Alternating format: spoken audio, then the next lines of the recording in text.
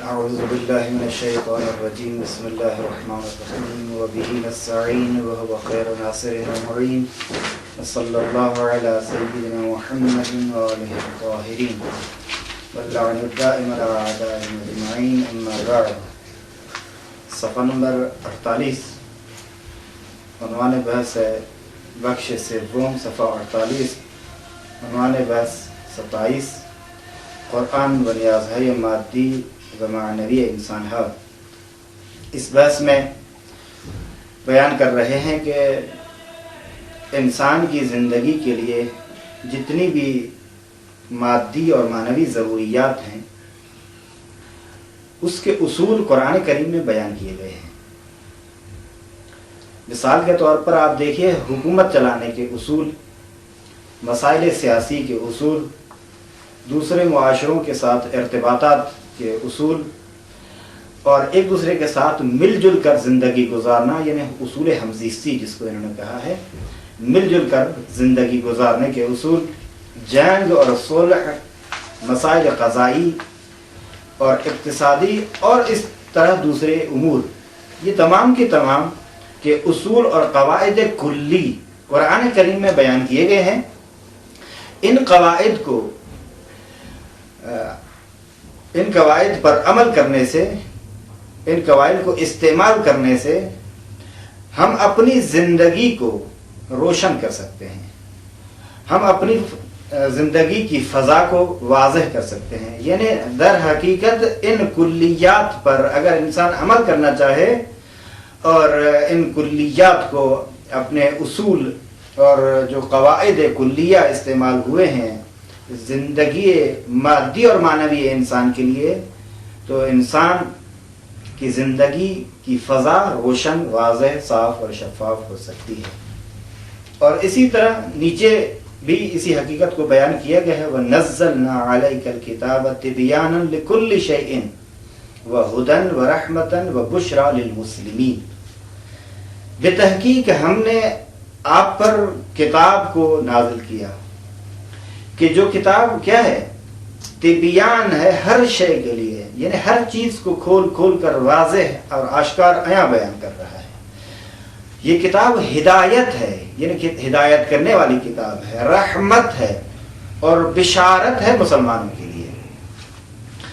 دیکھیے بس اس کتاب میں چونکہ ہر چیز کھول کھول کے بیان کر دی گئی ہے اور ہدایت بھی ہے، رحمت بھی ہے، بشرا بھی ہے مسلمانوں کے لیے، لہذا جو بھی پیروان اسلام ہے وہ ان قواعد کلی اور اس قرآن کریم کو اگر اپنا سرنامہ اعمال قرار دیں اور اس کے مطابق عمل کرنا شروع کر دیں اور جہاں جہاں تبیین قرآن کی ضرورت ہے وہاں اہل ذکر کی طرف رجوع کریں جو کہ پیغمبر اکرم صلی اللہ علیہ وآلہ وسلم اور ائمہ اہل بیت علیہم السلام ہیں، تو یقیناً انسان راہ سعادت کی طرف چلتا رہے گا اور حق اور حقیقت کے راستے پہ چل رہا ہے اور اس کا نتیجہ سعادت ابدی اور آخرت میں حاصل ہو جائے گی. کہتے اسی وجہ سے ہمارا یہ عقیدہ ہے کہ اسلام ہرگز سیاست سے اور حکومت سے جدا نہیں ہے اور مسلمانوں کو حکم دے رہا ہے کہ اب حکومت کی باغ ڈور اپنے ہاتھوں میں لے لو خود، اور اسلام کے والا ترین عظیم ارزشوں کو اس قرآن کے ذریعے سے زندہ کرو. اور جامع کا مقصد ہے اس معاشرہ، اسلامی معاشرے کی اس طرح تربیت ہو جائے کہ عموم مردم جو ہے، تمام لوگ وہ مسیر عدالت اور قسط میں آ جائیں، یعنی سب کے سب عادل ہو جائیں، سب کے سب عدالت پسند ہو جائیں. حتیٰ کہ یہ عدالت چاہے دوستوں کے بارے میں جاری کرنی پڑے یا دشمنوں کے بارے میں، یعنی دونوں میں عدالت کا لحاظ ہونا چاہیے. ایسے نہ ہو کہ اگر دشمنی کی بات آئے تو انسان عدالت کو ذہن سے نکال دے، دوستی کی بات آئے تو وہاں عدالت کو جاری کرے، یا برعکس. اصل نہیں، ہر مقام پر جہاں جہاں بھی ضرورت ہے وہاں عدالت جاری ہونی چاہیے. قرآن کریم کی یہ آیت حکم دے رہی ہے مسلمانوں کو، مومنین کو، کہ عدالت قائم کرو، چاہے وہ تمہارے اپنے خلاف یا والدین کے خلاف یا نزدیکی رشتہ داروں کے خلاف ہی کیوں نہ جائے۔ قرآن کریم میں ارشاد ہے یا ایھا الذین آمنوا، اے ایمان والو، کونوا قوامین بالقسط، مکمل طور پر عدالت اور قسط قائم کرو، شہداء للہ، گواہی دینے والے ہو جاؤ اللہ کی خاطر، ولو علی انفسکم، اگرچہ یہ تمہارے نفسوں کے خلاف ہی کیوں نہ ہو، اول والدین، یا نہیں تمہارے خود تو خلاف نہیں ہے لیکن والدین کے خلاف ہوئے، والاقربین، اور نزدیکی رشتہ داروں کے، یعنی یہ ہے کہ انسان اپنے ذاتی مفادات کو ذہن میں نہ رکھے، چاہے ذاتی نقصان ہی کیوں نہ ہو، چاہے والدین کا نقصان ہی کیوں نہ ہو، چاہے اقربین کا نقصان ہی کیوں نہ ہو، لیکن عدالت کبھی بھی ہاتھ سے نہ جانے پائے، اور گواہی اللہ کی خاطر ہو، چاہے وہ اپنے خلاف یا اپنے والدین کے خلاف یا اقربین کے خلاف اور عزیزوں کے خلاف ہی کیوں نہ ہو۔ یہ فارسی میں جو ترجمہ ہے اس کو بھی غور سے دیکھیے، اے کسانی کی ایمان آوردہ عید، اے وہ لوگ جو ایمان لا چکے ہیں، کاملاً قیام بے عدالت کنید و برائے خدا شہادت دہید، ہر چند ان گواہی، یعنی چاہے یہ گواہی دینا جو شہداء للہ ہے، ولو اسی کے ساتھ تعلق ہے، ہر چند یہ گواہی دینا بے زیان خود شما، اپنے نقصان کے بارے میں ہو، یا پدر و مادر و نزدیکان شما بوده باشد، یعنی چاہے یہ آپ کے خلاف ہو، اپنے نقصان میں ہو، زیان یعنی نقصان، خسارہ، گھاٹا۔ دوسری آیت جو ہے وَلَا يَجْرِمَنَّكُمْ شَنَآنُ قَوْمٍ عَلَىٰ أَن لَا تَعْدِلُوا اعْدِلُوا هُوَ أَقْرَبُ لِلتَّقْوَىٰ، ہرگز، فارسی میں جو ترجمہ ہے اس کو بھی ذہن میں رکھیے گا، ہرگز دشمنی و جمعیتی شمارہ بے گناہ و ترک عدالت نہ کشانت، کہتے ہیں کہ ایسا نہیں ہونا چاہیے کہ کسی قوم کے ساتھ گناہ، کسی قوم کے ساتھ دشمنی آپ کو گناہ اور ترک عدالت کی طرف کھینچ نہ جائے۔ عدالت کرو، کیونکہ اعدلوا هو اقرب للتقوی، عدالت کرو کہ تقوی اور پرہیزگاری کی عدالت نزدیک ہے۔ بس یہ 27 نمبر میں مسئلہ تھا۔ خلاصہ مطلب یہ کہ جو بھی انسان کی مادی اور معنوی ضرورتیں ہیں، انسان کی ضروریات مادی اور معنوی، اس کے اصول قرآن میں بیان ہو چکے ہیں، اور قرآن کریم کا یہ حکم وَنَزَّلْنَا عَلَيْكَ الْكِتَابَ تِبْيَانًا لِكُلِّ شَيْءٍ اسی مطلب کو بیان کر رہا ہے، اور یا ایھا الذین آمنوا قوموا یہاں حکم دے رہے ہیں کہ مسلمانوں کبھی بھی عدالت کو ہاتھ سے نہ جانے دو۔ دوسری آیت میں بھی یہی ہے کہ تقوی، بس دو چیزیں ہیں، تقوی اور عدالت، دو چیزیں ہیں، ان دونوں کو اپنے ساتھ ہمیشہ رکھو، چاہے یہ، اور جب بھی گواہی دو حق کی گواہی دو، اللہ کی خاطر گواہی دو، رضا خدا کی خاطر گواہی دو، چاہے وہ اپنے فائدے میں ہو یا اپنے نقصان میں ہو۔ 28 نمبر میں 3 چیزیں ہیں، یہ حقیقت میں رکن ہے قرآن کے، دوسرے لفظوں میں ایک تلاوت، دوسرے نمبر پر تفکر، تدبر، غور، خوض، فکر، تأمل، اور آخری اس کے بعد عمل۔ تو حقیقت میں سب سے پہلے جو مسئلہ تلاوت کے بارے میں، البتہ یہاں سے بتا دوں کہ بہت ساری احادیث ہیں کہ جو ترغیب اور تشویق دلا رہی ہیں کہ آپ قرآن کی تلاوت کیا کریں۔ مثال کے طور پر وہ تمام احادیث جو سوروں کے فضیلت کے بارے میں ہے، مثلا سورہ بقرہ پڑھنے کا یہ ثواب ہے، سورہ احزاب پڑھنے کا یہ ثواب ہے، سورہ ملک پڑھنے کا یہ ثواب ہے، سورہ حجرات پڑھنے کا یہ ثواب ہے، اور اسی طرح تمام سوروں کا جو ثواب بیان کیا گیا ہے وہ بھی حقیقت میں یہ ہے ترغیب دلا رہے ہیں کہ قرآن کو پڑھو، پڑھنے کے بعد غور کرو، فکر کرو، تدبر کرو، اور جب تدبر کیا ایک نتیجہ تک پہنچ گئے تو عمل کرو اس کے مطابق۔ کہتے ہیں کہ تلاوت قرآن جو ہے افضل ترین عبادت ہے، عبادات میں افضل ترین عبادت تلاوت قرآن ہے۔ کہتے کم تر عبادت ہے جو اس کے ہم پلہ ہو، اس کی مرتبے تک پہنچے. کیوں؟ کیونکہ تلاوت الہام بخش اندیشے در قرآن و اندیشے و تفکر یہ سرچشمہ ہے اعمال صالح کا. یعنی در واقع یہ جو آپ تلاوت کر رہے ہیں یہ زمینہ ہوتا ہے تدبر کے لیے، اور تدبر زمینہ ہوتا ہے حقیقت میں اعمال صالح انجام دینے کے لیے.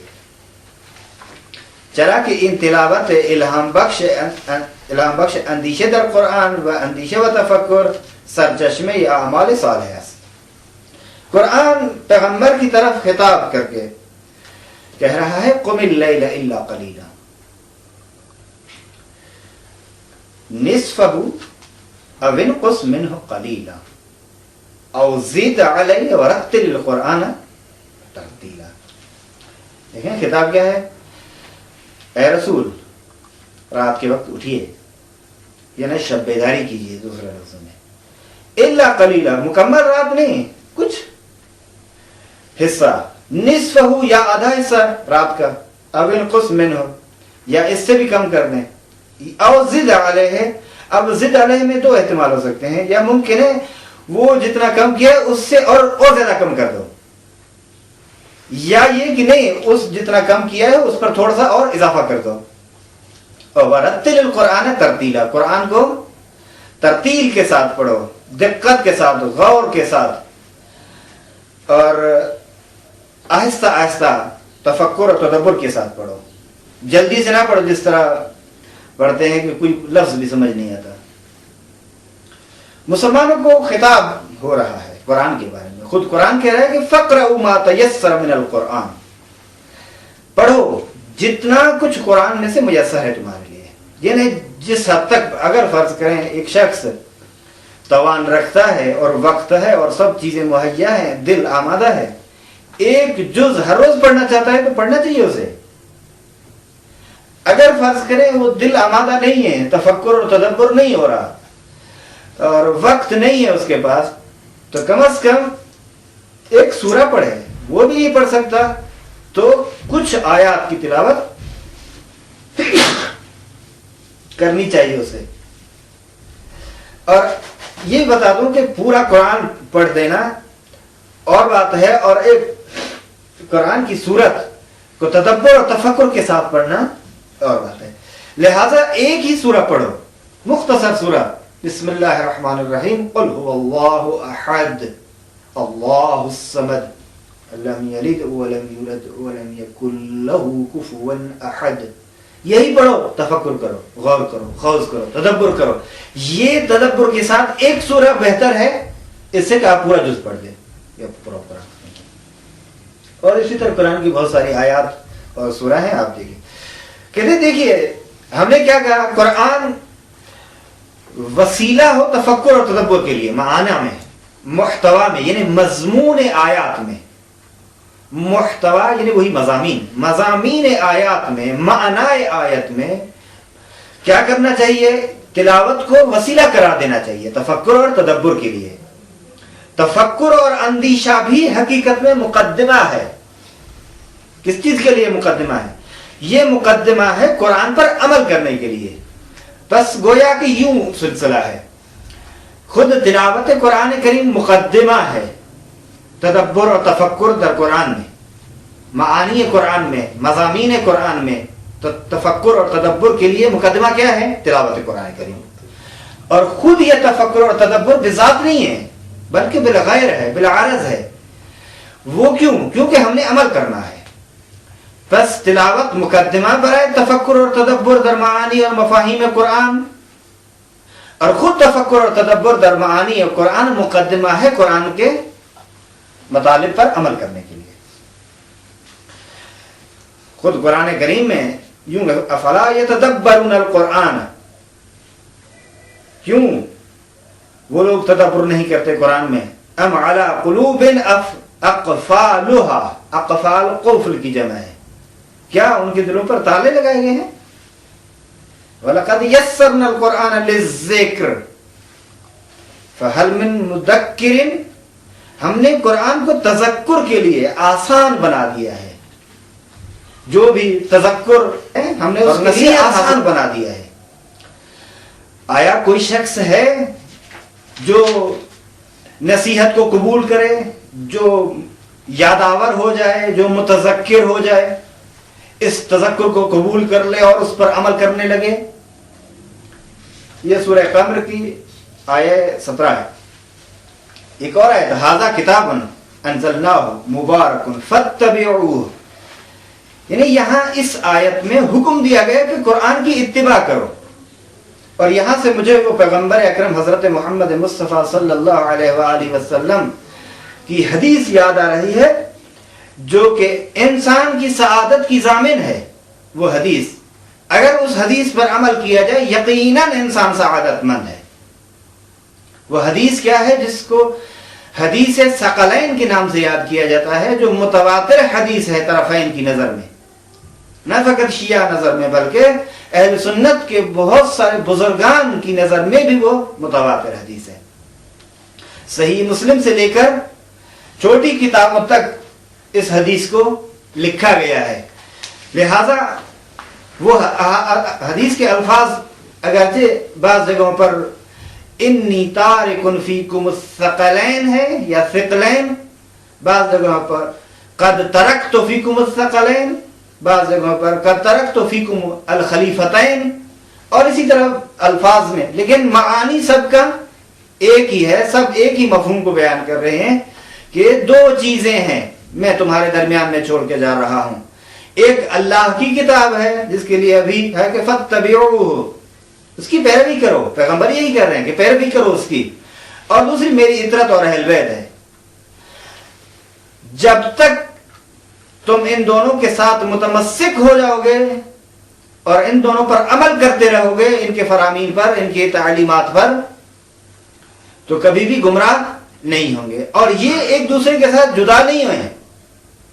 اور اسی وجہ سے امام سجاد علیہ السلام نے کہا کہ القرآن یہدی الی الامام والامام یہدی الی القرآن.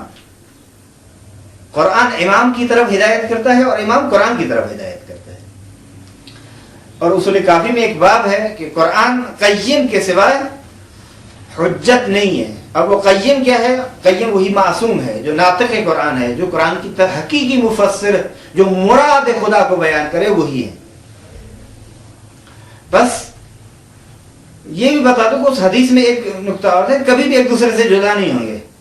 بس جس طرح قرآن تحریف سے، خطا سے، غلطی سے، اشتباہ سے مصون اور محفوظ ہے، اسی طرح عطرت رسول بھی خطا سے، غلطی سے، اشتباہ سے دور اور مصون، محفوظ اور معصوم ہے. اور جس طرح قرآن کی تعلیمات پر عمل کرنے سے انسان ہدایت کی طرف جاتا ہے، اسی طرح جو اہل بیت علیہ الصلوۃ والسلام، کیونکہ ساتھ ساتھ ہیں ان دونوں کو، کبھی بھی یہ جدا نہیں ہو سکتے. اور پیغمبر نے بعض روایات میں یہ بھی فرمایا کہ اہل بیت سے آگے نہ بڑھو وَإِلَّا ہلاک ہو جاؤ گے. اور اہل بیت کو تعلیم نہ دو، وَلَا تُعَلِّمُوهُمْ. کیوں؟ اس لیے اِنَّهُمْ أَعْلَمُ مِنْكُمْ، چونکہ آپ سے زیادہ جانتے ہیں. کیونکہ جو زیادہ جانتا ہے اسے سکھانے کی کوشش مت کرو. یہ بے ادبی ہے ان کی شان میں. تو بس قرآن کریم اور اہل بیت اطرت و طہارت ہمیشہ ہمیشہ جب تک قرآن ہے اہل بیت بھی ہے. یہ بھی ظاہر ہے قرآن میں اب تو ہے نا، تو بس ابھی بھی ایک اطرت کا فرد ہونا چاہیے. اور قرآن کو چونکہ قیامت تک رکھنا، جب تک یہ دار تکلیف باقی ہے تب تک قرآن باقی ہے، تو بس اطرت میں سے بھی ایک فرد تا قیامت باقی ہے. تو بہرحال یہاں سے ایک آخر میں کہہ رہے ہیں کہ دیکھیں بعض لوگ جو ہے قرآن کریم کی تلاوت پر ہی اکتفا کرتے ہیں، یا قرآن کو حفظ کر لیا بس یہ کافی ہو گیا. اور بچوں کو قرآن حفظ کرنے کے لیے ڈال دیتے نا، وہ بہت کچھ ہو گیا.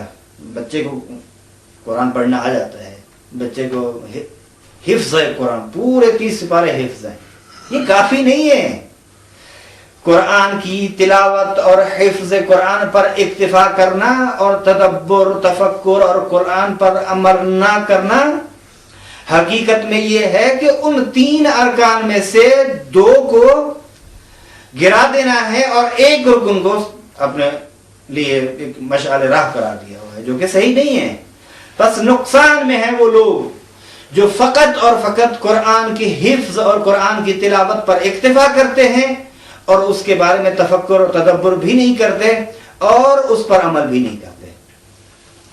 اور یہاں سے وہ حدیث جو مشہور اور معروف ہے، جس کو بہت ساری ادبی کتابوں میں بھی بحث رب میں لکھا گیا ہے، وہ حدیث مشہور اور معروف، رب تال القرآن والقرآن یلعنہ، بہت سارے ایسے افراد ہیں جو قرآن کی تلاوت کرتے ہیں حالانکہ قرآن ان پر لعنت کر رہا ہوتا ہے۔